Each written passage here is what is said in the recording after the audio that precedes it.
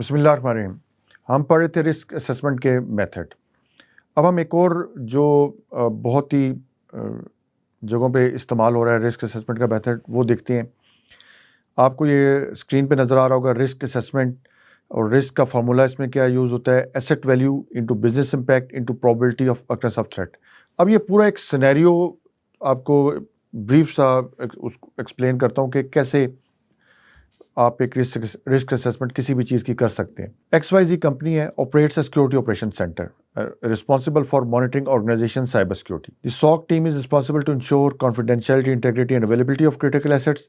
और जो एसेट्स हम कंसिडर कर रहे हैं, एक सर्वर है, सेंट्रल लॉग रिपोजिटरी वाला, राउटर, नेटवर्क गेटवे, स्विच है, इंटरनल नेटवर्क स्विच है, कंप्यूटर सिस्टम है जो कि एनालिस्ट वर्क स्टेशन के तौर पर यूज होता है। ये एक नेटवर्क है आपका जो कि SOC का है। जिस तरह हमने पढ़ा था कि यहाँ पे कोरिलेशन इंजन होता है, आपकी लॉग्स कोरिलेट कर होता है। आगे आपको मैं एक्सप्लेन भी करूँगा थोड़ा सा इसको। तो ये राउटर है, स्विच है, एनालिस्ट वर्क स्टेशन है, सर्वर है, ये आपके बेसिकली एसेट्स हैं। अब आपने इनकी एसेट्स की रिस्क एनालिसिस करनी है। तो सबसे पहले तो आपको ये नज़र आ रहा है, यहाँ मैंने इस पहले कॉलम में एसेट्स लिख दिए। अब एसेट वैल्यू हमने पढ़ा था कि C+I+A, उसको रेटिंग दी 1 to 5, ठीक है। अब C+I+A, इसकी हम रिस्क कैलकुलेशन करते। एसेट वैल्यू C+I+A यानी कॉन्फिडेंशियलिटी, इंटेग्रिटी, अवेलेबिलिटी की जो वैल्यूज़ हैं उनको प्लस करके एक एसेट वैल्यू आती है, और हर एक की वैल्यू हम 1 to 5 तक की रेटिंग दे रहे हैं। तो ये ज़रा मैं आपको एक्सप्लेन करता हूँ कि ये 1 to 5 हम रेटिंग कैसे दे रहे हैं। ये एक सेट ऑफ क्वेश्चनेयर्स है, उसको देख के हम रेटिंग 1 to 5 तक देते हैं। अब ये हमने प्रोसीजर हमने पहले पढ़ चुके हैं। तो इस टेबल को थोड़ा सा ब्रीफली देख लेते हैं कि ये सर्वर है, ये उसकी एसेट वैल्यू हमने फाइंड आउट की। नीचे उसको दोबारा भी देखते हैं, ये 11 तक कैसे आई। ये उस सर्वर को थ्रेट्स थे, यानी unauthorised access to logs, data corruption और लॉस ऑफ करप्शन और loss, denial of service, attack, malware infection. अब वल्नरेबिलिटी उस सर्वर में क्या एग्जिस्ट करती, unpatched software, weak access control, lack of encryption for stored logs, misconfiguration permission, incorrect setting applied to access controls, which determines who can access the resources, such as file, folders, database system, networks. ठीक है, ये threats थे, ये vulnerabilities थी। अब उसकी दो factors हमने कैलकुलेट करें, probability of across of threat और बिजनेस इम्पैक्ट। ठीक है, तो ये तीन वैल्यूज हमारे पास आ जाएंगी, एसेट वैल्यू, फिर probability of occurrence of threat, और फिर बिजनेस इम्पैक्ट। इन तीनों को मल्टीप्लाई करेंगे तो हमारे पास एक वैल्यू आ जाएगी जो कि इसकी रिस्क वैल्यू आप इसको कह सकते हैं। अब देखते हैं कि C+I+A कैसे किया आपने। 1 to 5 तक आपने इसका रेटिंग स्कोर डिफाइन किया। ये बेस्ड है एसेट ओनर से आप जाके क्वेश्चंस करते हैं। फॉर एग्जांपल क्वेश्चन किया, what would be the consequences if unauthorised access to the central log repository occurred compromising sensitive logs. उसने जवाब दिया कि जी confidential data breach could lead to exposure of critical security incidents, sensitive user data and operational details. This could undermine trust in ability to protect information. तो अब इसकी एक high value, तो हमने इसको 5 रेट कर दिया, ठीक है, क्योंकि ये कॉन्फिडेंशियलिटी से मुतालिक क्वेश्चन था। तो C की वैल्यू हमारे पास 5 आ गई। ये आपने देखा, हमने C की वैल्यू 5 यहाँ पे इम्प्लीमेंट कर दी। दूसरा क्वेश्चन किया, what would be the consequences if log entries in the central repository were tampered with और altered compromising their accuracy. Loss of उसने आंसर किया, integrity could lead to incorrect incident investigation, false positive और negative reports and compromise compliance reporting. तो ये एक high risk value थी, ज़ाहिर है। फिर इसको भी हमने इसी तरह 5 रेट किया इंटेग्रिटी की वैल्यू को। तो ये आपने देखा कि हमने यहाँ पे इसको 5 रेट कर दिया। तीसरा क्वेश्चन था, how would this be effective if access to the central log repository is unavailable during critical security incident, कि आपका सर्वर आपका अनअवेलेबल हो गया।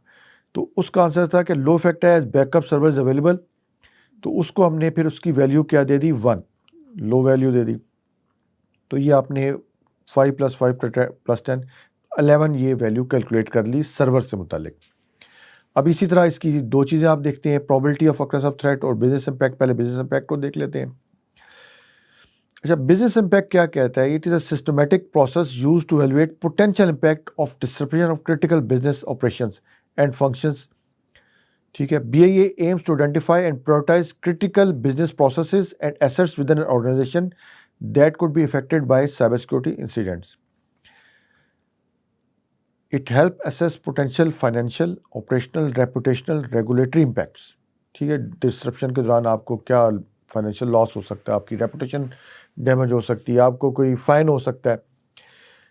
तो BIA is based on time. If there is a server crash, how much time can the organization go without server? This drive by doing a business impact analysis. अब इसका हमने scale 1 to 5 रखा था। चूंकि server का loss critical है तो इसकी वैल्यू भी हमने 5 ली। तो वहाँ पे जाके टेबल पे हमने BIA की जो वैल्यू थी वो यहाँ पे हमने 5 पुटअप कर दी। ठीक है, अब आ जाते हैं प्रोबेबिलिटी ऑफ अकरेंस के ऊपर। Probability of occurrence is required to understand the frequency at which such failures occurs. This is based on previous experiences and looking at the current implementation. The probability of occurrence is measured from 0.1 to 1 के दरम्यान इसको major करते हैं, जो कि इस वाले फॉर्मूले में ये स्केल लिया गया। लो अगर कोई 1 साल से ज़्यादा 0.1 है, अगर 1 साल से ज़्यादा वो इंसिडेंट रिपीट हुआ है, अगर वंस इन अ ईयर हो रहा है तो 0.4 है इसकी वैल्यू। अगर वो incident particular incident within 6 months हो रहा है तो उसकी 0.7 है, और विदिन 3 मंथ्स हो रहा है तो वेरी हाई। तो ये उसकी वैल्यू है।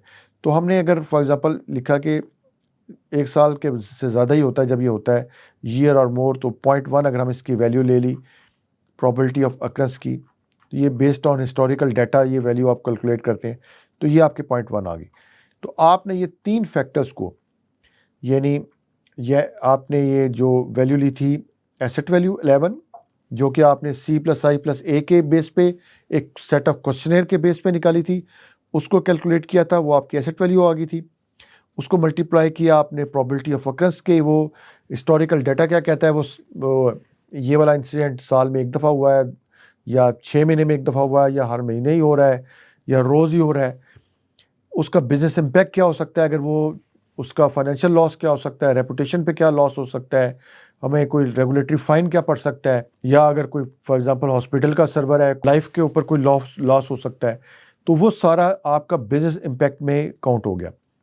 इन सारी टर्म्स को जब आपने मल्टीप्लाई किया तो आपका फैक्टर आ गया 5.5। ठीक है, यही सारे फैक्टर देखते हुए थ्रेट वल्नरेबिलिटीज और क्वेश्चनर के बेस पे आपने राउटर की वैल्यू भी निकाल दी, स्विच की भी निकाल दी, कंप्यूटर सिस्टम की भी निकाल दी। ठीक है, अब इन सारी वैल्यूज़ को आपने प्लॉट कर दिया। ठीक है, राउटर की आपके आई 16.8, सर्वर की 5.5, स्विच की 18.9, कंप्यूटर की 2.8। तो अगर आपकी ये acceptable risk value for example हमने ये 5.5 रखी हुई कि ठीक है, हम इससे इस लाइन से जो नीचे रिस्क है वो हमें एक्सेप्टेबल है, लेकिन ये और ये रिस्क हमें एक्सेप्टेबल नहीं है, तो ये आपके एक्सेप्टेबल वैल्यू है रिस्क की। तो जिस तरह यानी आपकी ये बेसिकली रिस्क एपेटाइट है। रिस्क एपेटाइट क्या हमने डिस्कस की थी कि वो रिस्क की वैल्यू जो कि आप डिफाइन कर लेते हैं कि यहाँ से इसके बाद मैंने मिटिगेशन एफर्ट्स निकालनी है। और एक टर्म हमने और भी यूज़ की थी, उसको हमने रिस्क टॉलरेंस।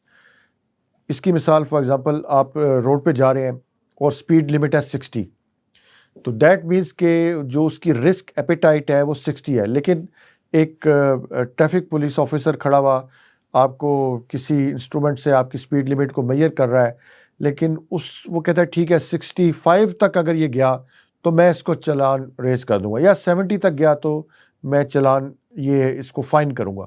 तो ये जो 70 तक की लिमिट है ये टॉलरेंस है, रिस्क टॉलरेंस की वैल्यू है। तो इस तरह आप ये रिस्क एपेटाइट, रिस्क टॉलरेंस की वैल्यूज़ को मेजर करते हैं, और ये एक सिंपल तरीका है जो कि रिस्क असेसमेंट का है।